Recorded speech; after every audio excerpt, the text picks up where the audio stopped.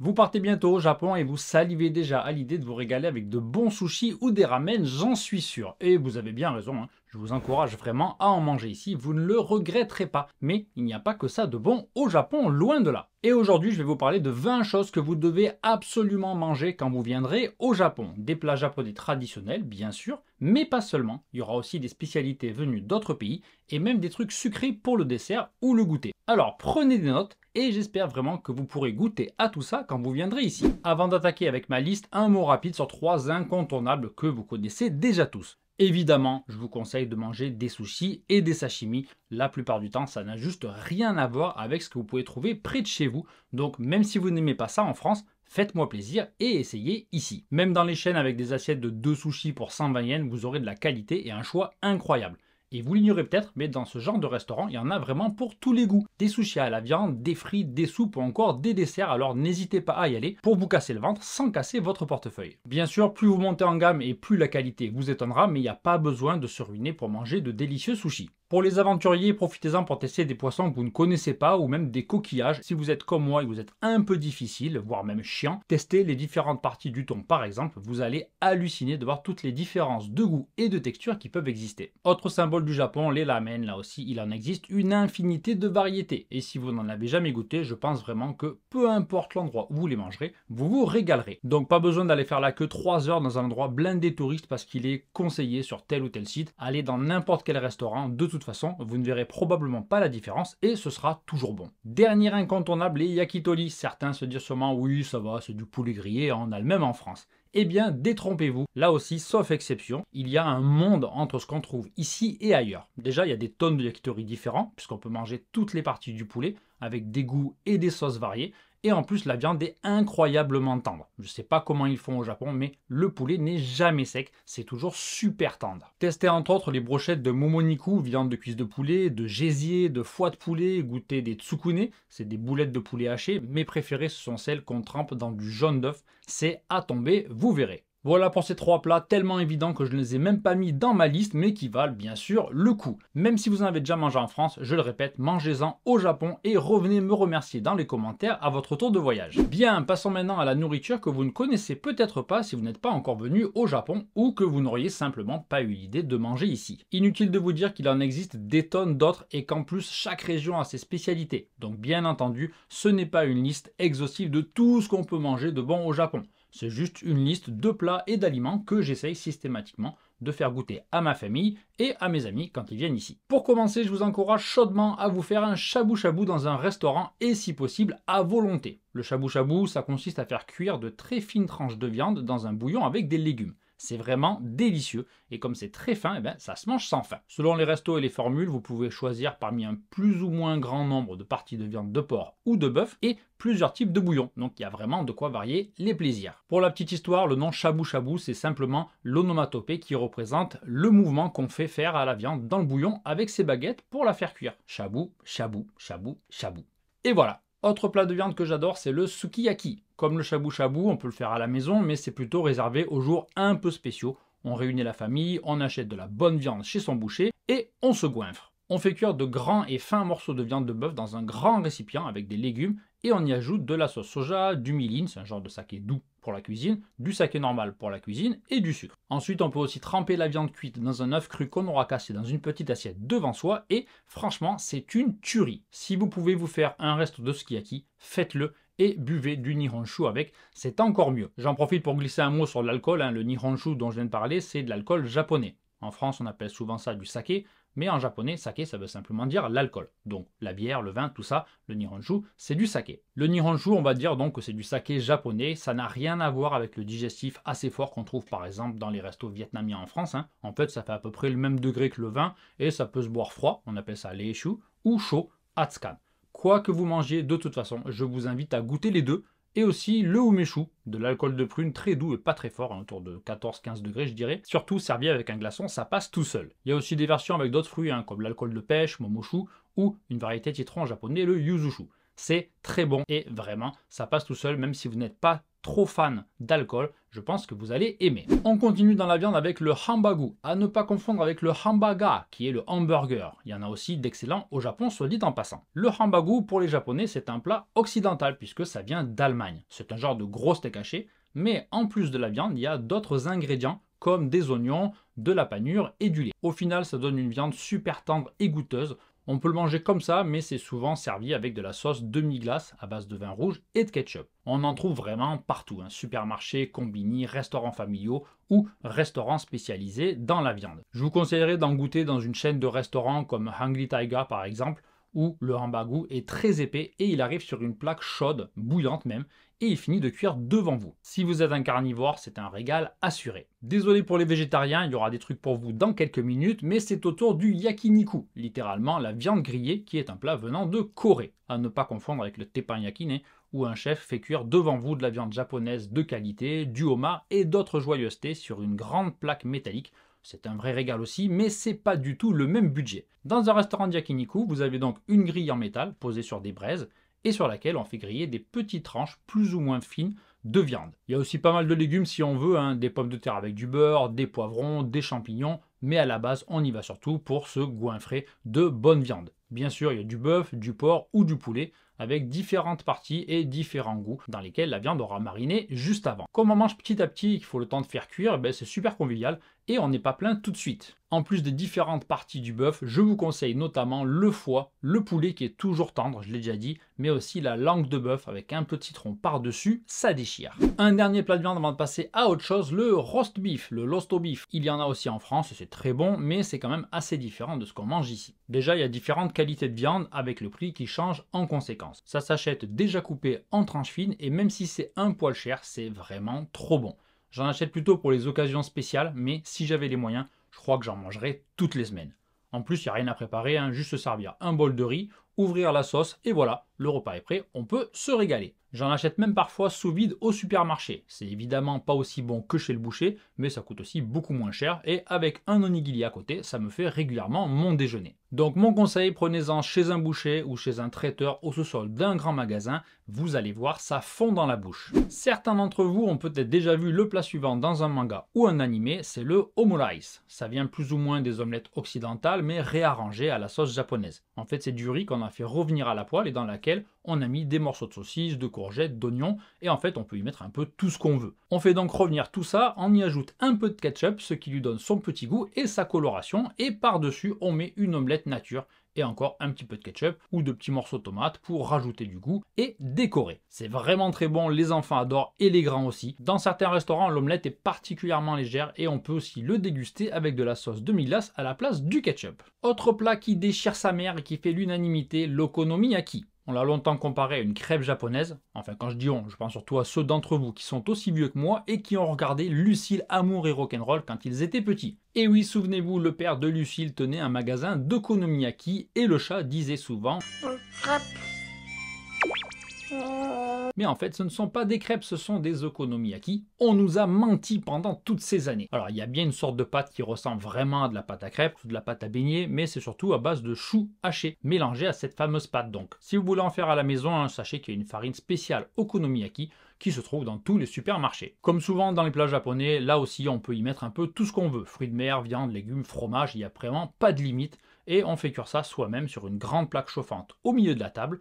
Dans certains restaurants, les serveurs le font automatiquement pour vous, mais sinon, les clients le font généralement eux-mêmes, ce qui rajoute un petit côté suspense fort sympathique, surtout au moment de retourner l'okonomiyaki. Bien sûr, si vous êtes un touriste, vous pouvez toujours demander au serveur et il le préparera pour vous. Un autre plat en bonus qu'on trouve dans la plupart des restaurants d'okonomiyaki et que j'adore, c'est le monjayaki. On le fait aussi griller sur la plaque chauffante, mais cette fois c'est surtout de la pâte très liquide. Le but au début c'est de faire un grand cercle avec le chou, de verser la pâte au milieu et d'éviter qu'elle se barre sur les côtés, pour ensuite faire griller le tout, et ensuite on racle avec une petite spatule pour se servir et se régaler. Il en existe aussi des versions sucrées, j'en ai déjà mangé avec des céréales et de la glace qu'on faisait fondre sur la plaque et c'était vraiment pas mauvais du tout. Voilà, perso j'adore les monja, alors je vous conseille de tester ça si vous allez dans un restaurant d'okonomiyaki. Le suivant est pas vraiment un plat en particulier mais regroupe tout un ensemble de plats, c'est le nabe. À la base, nabe ça veut dire marmite ou casserole et au final ça désigne tous les plats où on met plusieurs ingrédients dans un genre de marmite pour les faire cuire dans un bouillon. Je pense que tous les Japonais ont un nabe et un réchaud à gaz à la maison et bien sûr on mange surtout ça en hiver parce qu'en plus d'être super bon, c'est convivial et ça réchauffe. Et puis c'est super simple à faire puisqu'on peut acheter le bouillon au supermarché, il y en a absolument partout en hiver et plein de variétés différentes. Ensuite, on y rajoute plus ou moins ce qu'on veut, des légumes, du poisson, du poulet. Le plus classique, c'est de mettre du chou, différents types de champignons, du poireau et des types de vermicelles qu'on trouve ici. Tout le monde se sert dans le même nabe et on mange dans une petite assiette creuse qu'on aura devant soi. Il y a bien évidemment des restaurants de nabe, donc si vous venez en touriste, vous pourrez aussi en goûter, alors n'hésitez surtout pas, surtout si vous venez quand il fait froid. Pour le prochain plat, je comptais surtout parler du tonkatsu, les côtelettes de porc panées que j'avais découvertes et adorées dès mon premier voyage ici. Mais comment en parler sans parler de tout ce qu'on trouve aussi dans les mêmes restaurants ou les mêmes traiteurs. Petite précision pour le tonkatsu, qui signifie côtelette de porc, si vous vous posez la question, non, il n'y a pas d'os, c'est juste du filet. Il y a différentes parties et plusieurs qualités de viande disponibles et selon les régions, vous avez aussi des variations. Ça peut être plus ou moins sucré, plus ou moins épais, servi avec de la sauce miso par exemple. Au final, il n'y a pas qu'un type de tonkatsu,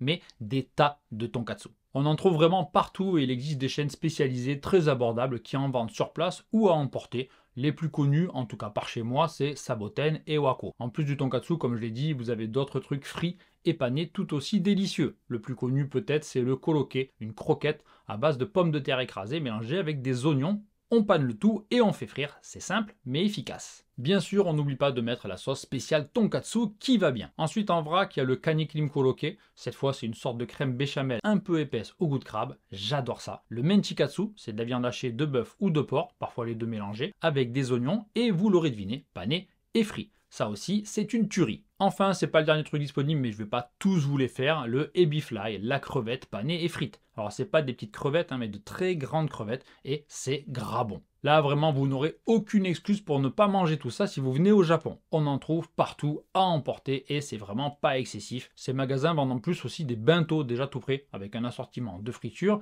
et du riz. Il y en a aussi dans les supermarchés, mais c'est forcément moins bon. Alors, je vous redis le nom des deux chaînes de resto, prenez des notes cette fois. Saboten et Wako. On vient de parler de trucs panés et frits à l'instant et au début de la vidéo de brochettes de poulet. Et bien un jour il y a quelqu'un qui s'est dit mais tiens, si on mettait les trucs panés sur des brochettes, ce serait pas une idée qu'elle est bien ça? Et il avait raison. Et c'est comme ça que sont nés les kushikatsu. Au départ, comme son nom l'indique, enfin si on parle japonais, parce que sinon ça indique que dalle, kushi ça veut dire brochette et katsu ça veut dire côtelette. Comme j'ai dit tout à l'heure, un bon point pour ceux qui suivent. Au passage, en parlant de katsu, je l'ai oublié dans ma liste, mais il y a aussi le katsudon qui déchire. C'est une tranche de porc pané sur du riz avec des oignons et de l'œuf, trop bon, assez copieux et pas très cher, vraiment un incontournable aussi, mais revenons à nos brochettes. Au départ donc le terme kushikatsu désignait des brochettes de porc pané, mais au final on trouve tout un tas d'aliments panés et mis sur ces fameuses brochettes qu'on fait frire avant de les tremper dans un grand pot de sauce. Moi j'adore les brochettes avec des œufs de caille et celles avec des shiitake, les champignons japonais, mais il y en a aussi avec du jambon, des asperges, des mini tomates et j'en passe.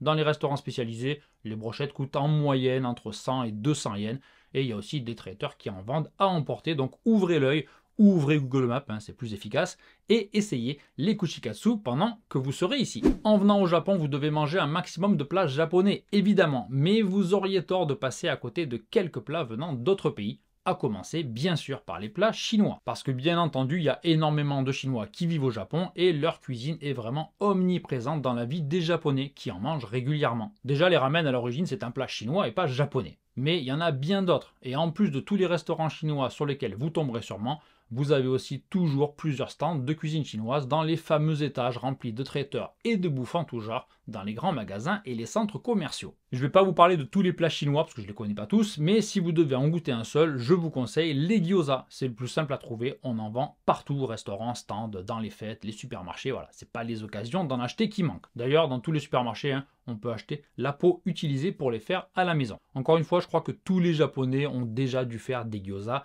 à la maison. Les gyoza, c'est des raviolis chinois et il y a une infinité de recettes comme souvent, mais les ingrédients de base, c'est généralement de la viande de porc hachée, du chou et du nila, c'est de la ciboulette chinoise. On les mange en les trempant dans de la sauce soja ou d'autres sauces et franchement, c'est super bon. Commandez-en quand vous irez dans un restaurant de ramen ou dans un restaurant chinois, vous allez aimer, j'en suis sûr. Je ne vais pas m'étendre sur la cuisine chinoise, mais pensez-y, pour un de vos repas ici, ça changera un petit peu et vous allez vous casser le ventre. Entre le chinjaulos, le ebi chili, les nikuman, le hoikoro et les rouleaux de printemps, il y a vraiment de quoi se faire plaisir.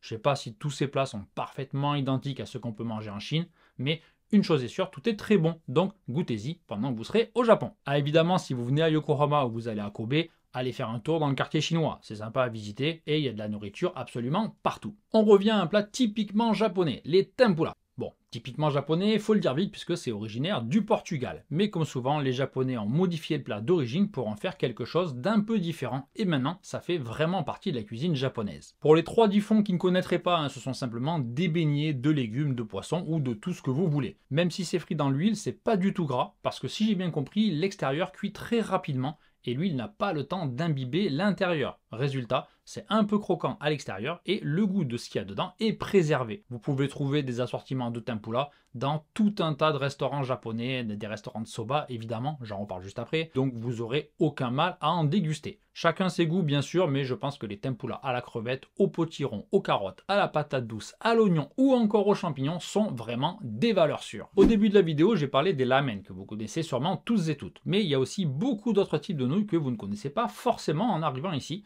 mais qui valent aussi un bon coup de baguette. Il y a d'abord les soba, qui sont des nouilles à base de farine de sarrasin et qu'on retrouve dans pas mal de plats. On peut les manger chaudes ou froides, et il existe des variations de goût, de taille ou d'accompagnement dans la plupart des régions japonaises. Ça s'accompagne souvent de tempura, on peut aussi les mélanger avec des légumes et un assaisonnement un peu particulier et faire griller le tout pour obtenir les yakisoba, méga bons aussi et facile à faire à la maison. Ça n'étonnera personne, mais on en trouve aussi un peu partout, et c'est notamment un des stands de bouffe systématiquement présent dans toutes les matsuri, que ce soit en été pour voir les feux d'artifice ou en mars-avril pour les cerisiers par exemple. Je crois qu'on pourrait faire une vidéo entière sur les soba, mais il y a aussi les somen qui sont des nouilles beaucoup plus fines et blanches et froides avec des tempura, c'est vraiment le top. Mention spéciale au nagashi somen pour la petite mise en scène visuelle. Enfin, il y a les udon qui sont les pâtes les plus consommées au Japon avec les soba et qui sont des nouilles beaucoup plus épaisses. On les trouve généralement dans des soupes et là aussi pas mal de régions ont leur udon particulier. Essayez au moins de manger une fois des soba et des udon quand vous viendrez ici, ça vous donnera un petit aperçu de ce type de plat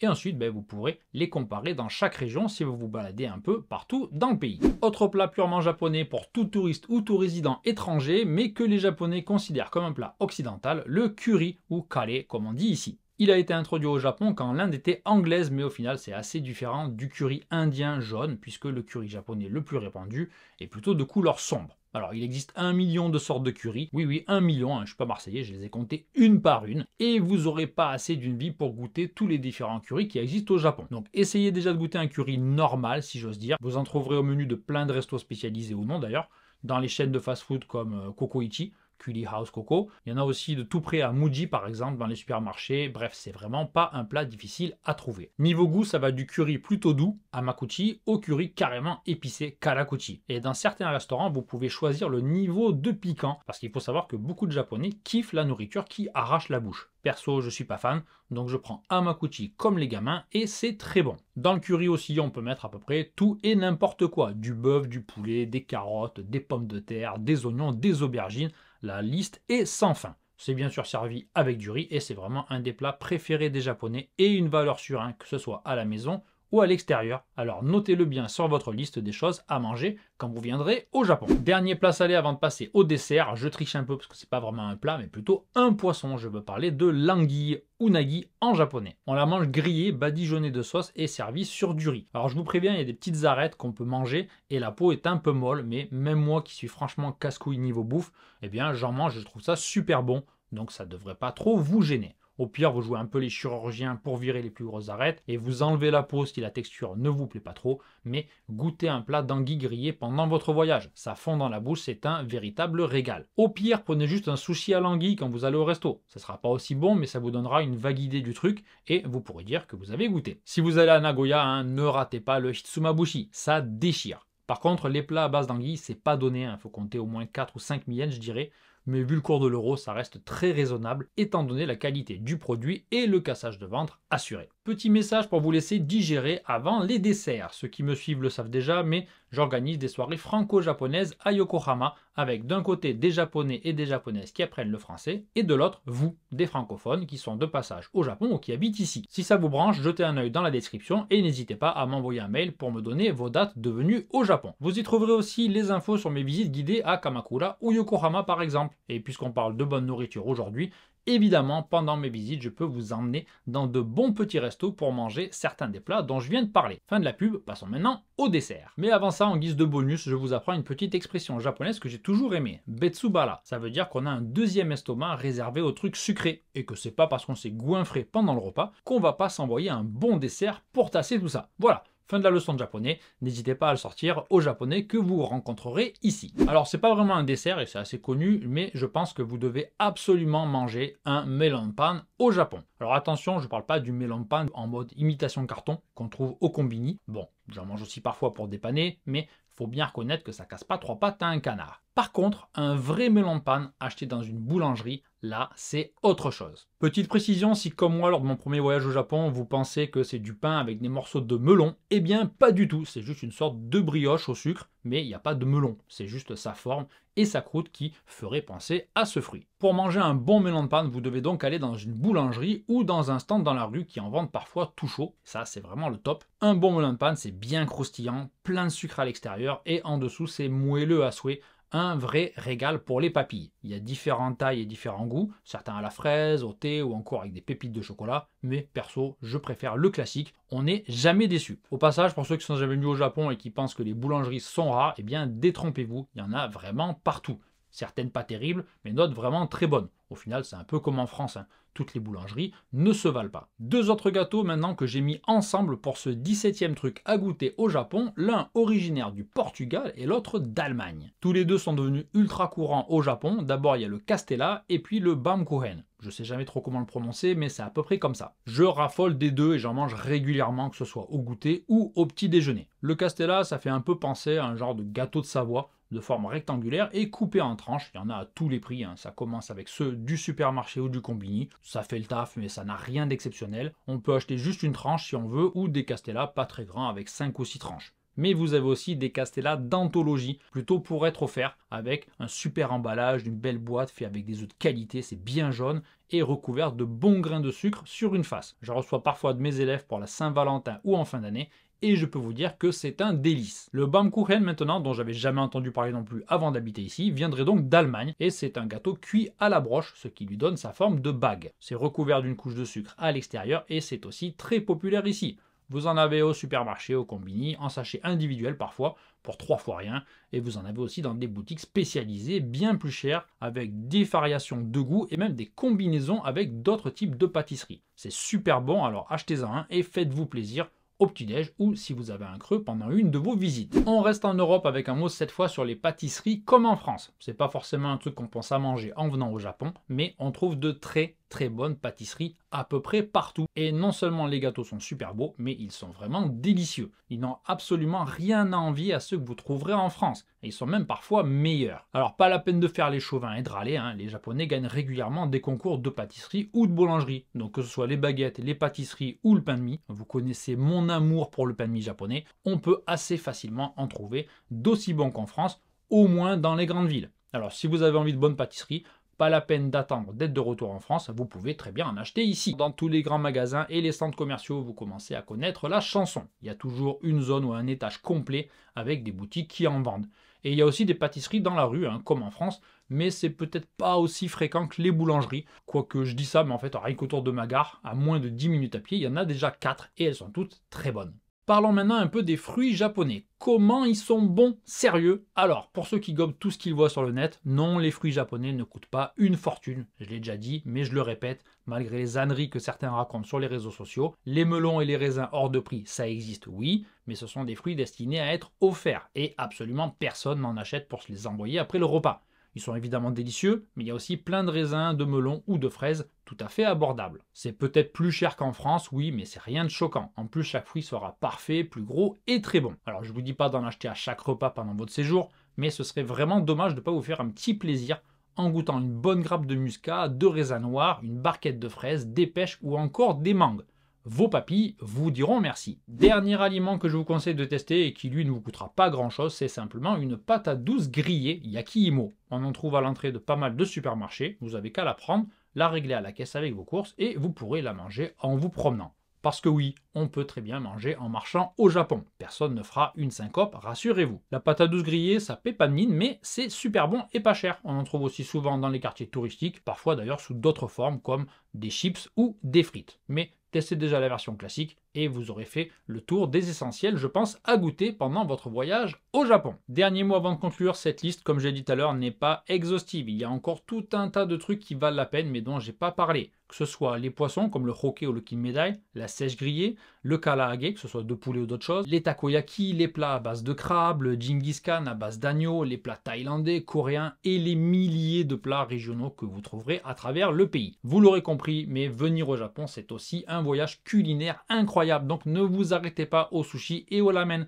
Et allez ailleurs que dans les combini pour acheter à manger. Voilà pour cette vidéo, j'espère vous avoir donné l'eau à la bouche et j'ai hâte de savoir si certains d'entre vous vont tenter la totale. N'hésitez pas à revenir commenter pour me dire ce que vous en aurez pensé. Merci d'avoir regardé cette vidéo jusqu'au bout, n'hésitez pas à mettre un petit like, un petit commentaire et moi je vous donne rendez-vous très bientôt pour d'autres vidéos sur le Japon. Salut!